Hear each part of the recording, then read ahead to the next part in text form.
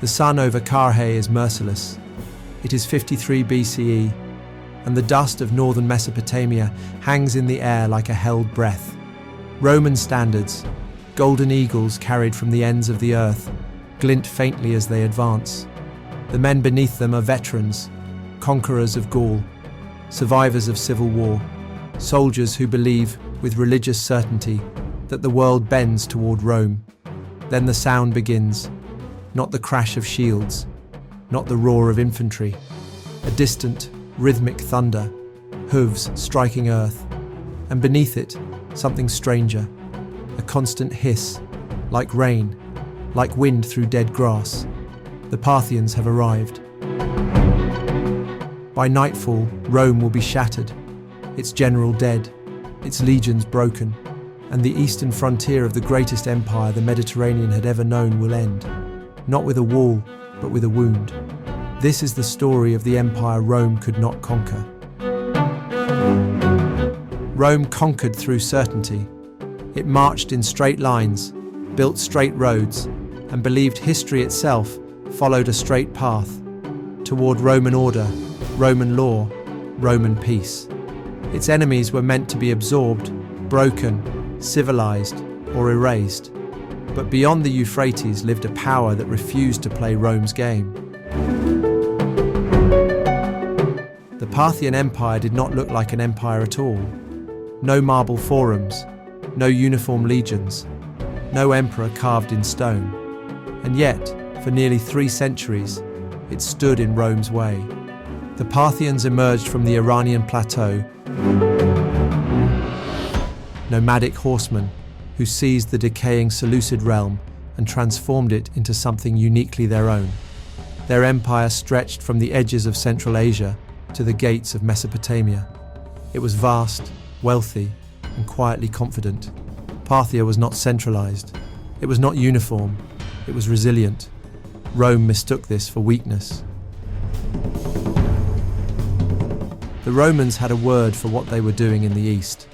They called it expeditio, a campaign, a demonstration of superiority, a reminder to the world of how things worked. Marcus Licinius Crassus, one of Rome's richest men, part of the first triumvirate, wanted glory to match his wealth. Crassus wanted Parthia. He did not bother to learn much about it. At Carrhae, Crassus marched his heavy infantry into open desert. Tight formations, iron discipline, shields locked, and the Parthians let him. They did not charge. They did not close ranks. They circled. Parthian horse archers rode just beyond reach, loosing arrows with terrifying precision. Not volleys, sustained fire. Endless, relentless. Each arrow punched through armor, found gaps in shields, buried itself in muscle and bone. When Roman cavalry tried to respond, Parthian cataphracts emerged, armored from head to hoof, lances leveled, devastating in close combat. And when the Romans thought the archers had exhausted their arrows, camels arrived, loaded with fresh quivers. It was not a battle, it was an education. By sunset, Crassus was dead. His head and hands would be sent east as trophies. Roman standards, sacred symbols of empire, were captured, a humiliation that would echo for generations. Carrhae mattered not just because Rome lost. Rome did not understand why it lost. The legions had done everything correctly, according to Roman logic. But Parthia did not value symmetry. It valued movement, space, patience.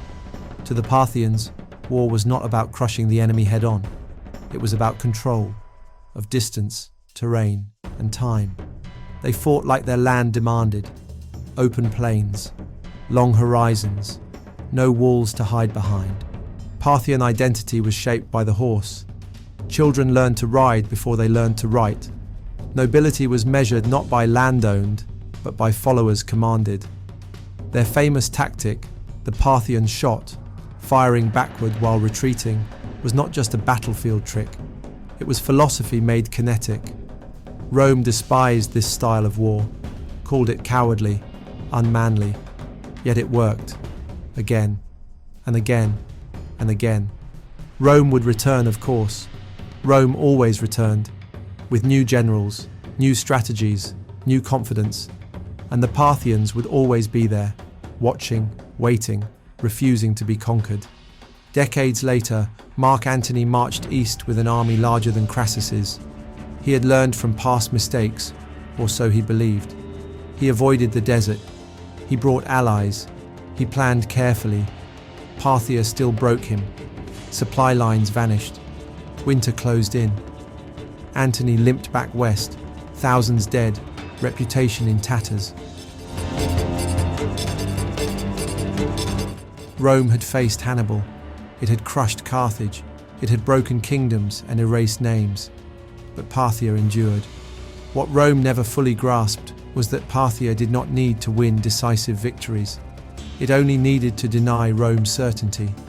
Roman warfare relied on closure, on battles that ended wars, treaties that sealed outcomes, monuments that declared finality. Parthia offered none of these. Every campaign ended ambiguously. Every victory felt temporary. Every border was negotiable, and psychologically, this was devastating. Internally, Parthia was often unstable. Kings were challenged. Nobles rebelled. Succession crises were common. Rome watched this and assumed collapse was inevitable. But Parthian politics worked differently. Power struggles did not weaken the empire's defensive capacity. The great houses maintained their own forces. Loyalty shifted, but resistance remained. Rome fought individuals. Parthia absorbed the blows. An empire that could bend without breaking.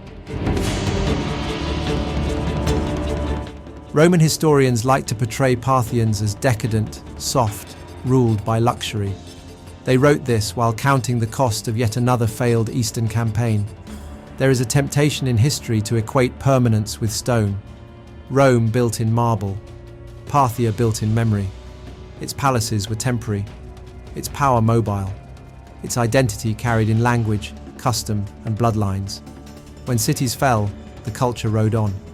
This made Parthia difficult to destroy, and even harder to define. Eventually, Parthia would fall, not to Rome, but to another Iranian power rising from within, the Sasanian Empire. The East was not a mirror of the West, not a frontier to be pacified, not a problem to be solved by force alone. The Parthians left few monuments. No epic literature carved their triumphs into marble.